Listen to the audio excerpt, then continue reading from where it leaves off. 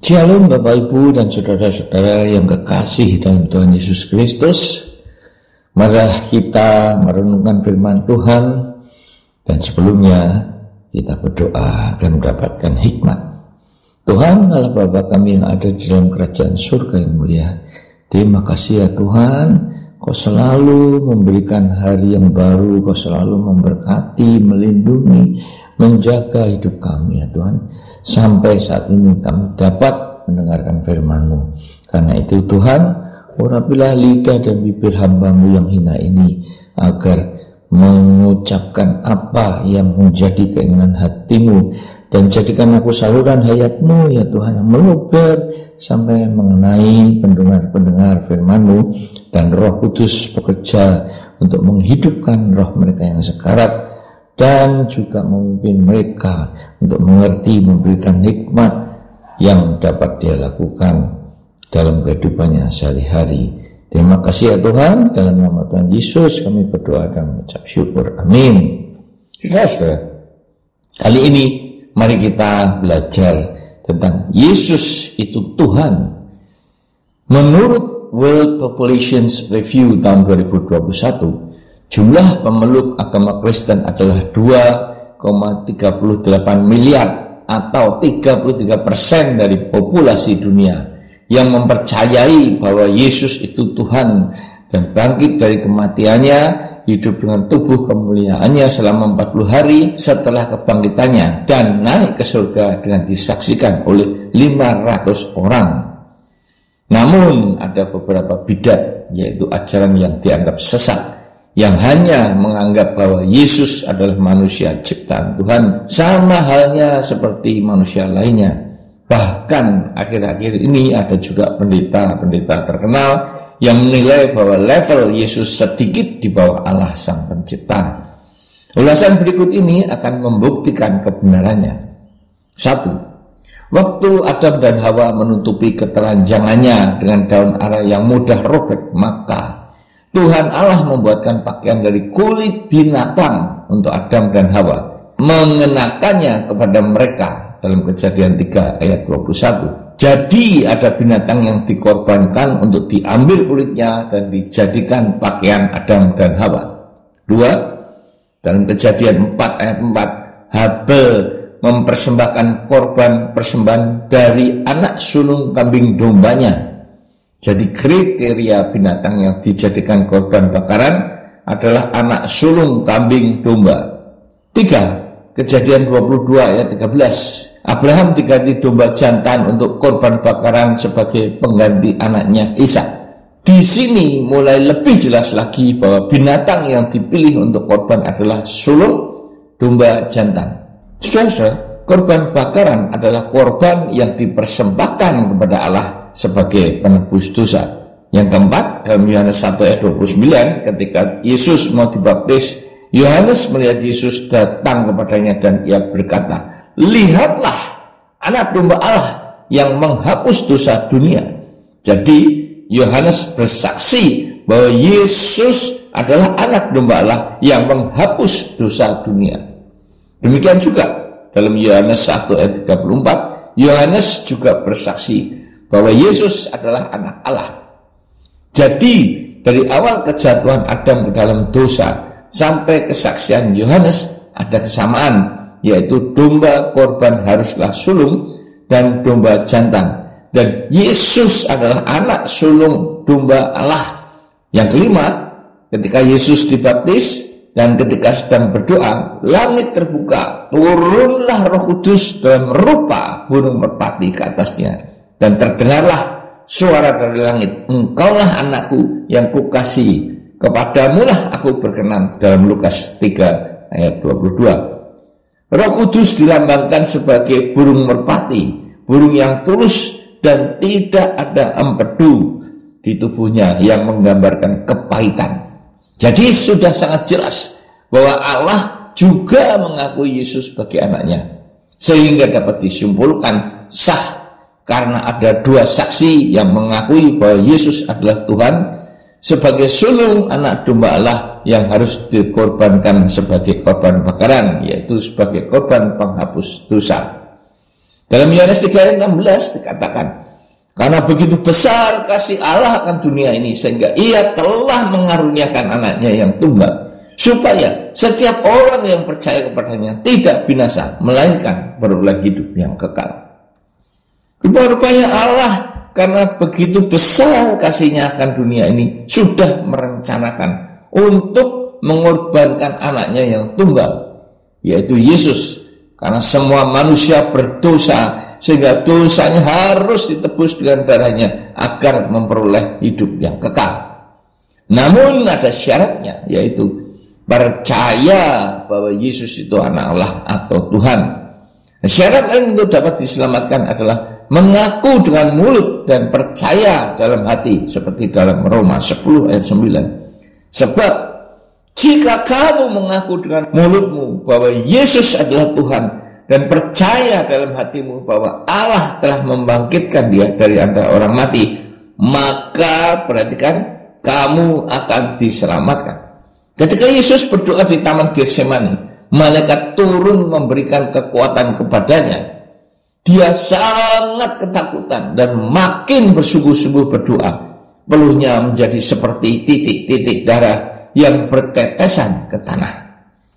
Saudara-saudara, keringat darah, istilah medisnya adalah hematidrosis, yang terjadi terutama pada seseorang yang mau dihukum mati, di mana dia sangat ketakutan, depresi menjelang akhir hidupnya, sehingga pembuluh-pembuluh darah di sekeliling kelenjar keringatnya tiba-tiba menciut, dan ketika emosinya sudah stabil, maka pembuluh darah itu akan membesar secara tiba-tiba sehingga pecah, dan darah akan masuk ke dalam kelenjar keringatnya sebagai keringat darah. Nah, kenapa Yesus sangat ketakutan? Pertama, karena dia tahu akan ditinggalkan Allah Bapanya yang terbukti dari ucapannya di kayu salib. Elohim, Elohim, lama sabachthani. Allahku, Allahku, mengapa engkau meninggalkan aku? Yesus memang sengaja ditinggalkan Allah Bapanya demi cintanya yang besar kepada isi dunia ini, dengan mengaruniakan anaknya yang tunggal, yang menjadi korban bakaran di atas kayu salib untuk menebus dosa-dosa manusia yang mau percaya kepada dia. Selain itu, dia juga tahu akan ditinggalkan oleh murid-muridnya, sehingga dia sangat sedih sampai berkata mau mati rasanya, karena dia tahu akan merasakan kesendiriannya di dalam menghadapi hinaan, siksaan, dan penderitaan yang luar biasa sampai mati di kayu salib. Namun dia tetap taat dan patuh pada Bapanya, seperti domba yang keluh ketika mau disembelih. Yang keenam, ratusan nubuatan tentang kehidupan Yesus, mulai dari kelahirannya, kehidupannya, sampai kematiannya dan kebangkitannya, naik ke surga, telah dinubuatkan oleh Nabi Mika dan Nabi Yesaya 750 tahun sebelum Masehi, Raja Daud 1000 tahun sebelum Masehi, dan lain-lain. Dan semuanya digenapi dalam kehidupannya sebagai bukti bahwa Yesus bukan manusia biasa, tetapi dia adalah Tuhan. 7. Yesus juga mengaku bahwa dirinya dan Bapa adalah satu. Dalam Yohanes 10 ayat 30, berarti dia juga Tuhan. Begitu juga dia mengaku kepada Thomas bahwa dia itu guru dan Tuhan. Dalam Yohanes 13 ayat 13. Sebelum kematiannya, Yesus juga berkata dalam Yohanes 14 ayat 6, Akulah jalan dan kebenaran dan hidup. Perhatikan, tidak ada seorang pun yang datang kepada Bapa kalau tidak melalui aku. Saudara, Yesus adalah jalan kemana? Jalan untuk datang kepada Bapa di surga dan kehidupan yang kekal. Semua agama dan kepercayaan mengajarkan jalan lurus ke surga maupun nirmana. Namun tidak ada satupun yang tahu di manakah jalan itu. Begitu juga tidak ada seorang nabi pun yang mau mati menderita untuk menebus dosa-dosa orang lain yang tidak diperbuatnya, dan mengampuni orang-orang yang menyiksanya sampai mati. Semua nabi mati Tidak ada yang bangkit dari kematiannya, dan mayatnya membusuk dimakan ulat-ulat kuburan. Saudara-saudara, Yesus adalah kebenaran, yaitu firman. Yesus adalah kehidupan yang kekal di dunia dan di akhirat, karena maut tidak berkuasa atas dirinya. 7. Menjelang kematiannya kira-kira jam 12, kegelap meliputi seluruh daerah itu sampai jam 3. Kegelapan total sampai 3 jam yang tidak pernah terjadi di bumi sampai hari ini. Dan setelah dia mati, terjadilah gempa bumi yang hebat, dan tirai bait Allah terbelah 2, yang berarti sejak kematian Yesus, manusia dapat berhubungan langsung dengan Allah Bapa tanpa melalui perantara imam-imam lagi. Saudara-saudara, tidak ada seorang pun nabi ketika menjelang kematian maupun setelah kematiannya diresponi oleh alam sedemikian dahsyatnya seperti kematian Yesus. Tetelestai, sudah genap.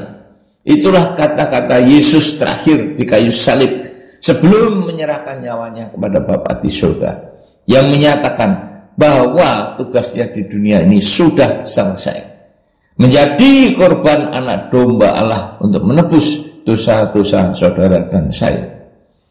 8. Setelah kebangkitannya dari kubur, tubuh kemuliaan Yesus masih tinggal di dunia selama 40 hari sebelum naik ke surga, untuk membuktikan bahwa dia memang benar-benar bangkit dari kematian, tidak terbatas pada ruang dan waktu, karena dapat menemui murid-muridnya yang ketakutan, yang sedang bersembunyi di dalam rumah. Dia ikut makan ikan goreng di hadapan mereka, yang menunjukkan bahwa dia benar-benar ada dan hadir dengan tubuh kemuliaannya. Saudara-saudara, tidak ada agama yang menyelamatkan, termasuk agama Kristen, karena agama seringkali dijadikan sebagai alat politik untuk kepentingan golongan tertentu. Yesus tidak mengajarkan agama, tetapi teladan kehidupan, mengasihi Tuhan dan sesama manusia, mengampuni, bahkan mendoakan musuh-musuhnya. Hanya dialah satu-satunya Tuhan yang menjamin pemberi keselamatan dan jalan menuju ke surga. Oleh karena itu, jika sampai saat ini saudara masih belum membuka pintu hatimu untuk menerima dia sebagai juru selamatmu, janganlah mengeraskan hatimu. Mumpung dia masih berada di depan pintu hatimu, inilah saat yang tepat untuk mempersilahkan dia masuk ke dalam hatimu. Sekarang juga sambutlah dia sebagai Raja, juru selamat penebusmu. Karena jika saatnya sudah tiba, saudara dipanggil Tuhan, engkau sudah terlambat untuk menerima keselamatan itu. Dan iblis akan senang menemanimu di lautan api. Terima Yesus, Tuhan dan anak Allah yang saat ini sedang berada di surga untuk menyiapkan tempat tinggal bagi saudara dan saya, serta siapa saja yang mau percaya kepada dia bahwa dia itu Tuhan, anak Allah yang bangkit dari kematiannya, hidup dan naik ke surga tempat asalnya berada, dan akan turun kembali ke dunia menyambut siapa saja yang percaya kepadanya untuk membawanya hidup kekal di surga. Amin. Marilah kita berdoa. Terima kasih Tuhan atas firman-Mu yang sudah memberikan bukti dan pengertian bahwa Engkau, Yesus, adalah Tuhan, anak Allah yang mati di kayu salib untuk menebus dosa-dosa manusia seperti saya. Tuhan Yesus, jika ada di antara pendengar firman ini yang masih belum mengaku bahwa Engkau adalah Tuhan dan telah dibangkitkan dari kematian, tolong Tuhan, jamahlah dia secara pribadi seperti Engkau menemui Saulus, sehingga bertobat menjadi Paulus yang Kau pakai secara luar biasa untuk memberitakan Injil keselamatan yang satu-satunya hanya ada di dalam Engkau, Yesus, sebagai jalan dan kebenaran dan hidup. Amin.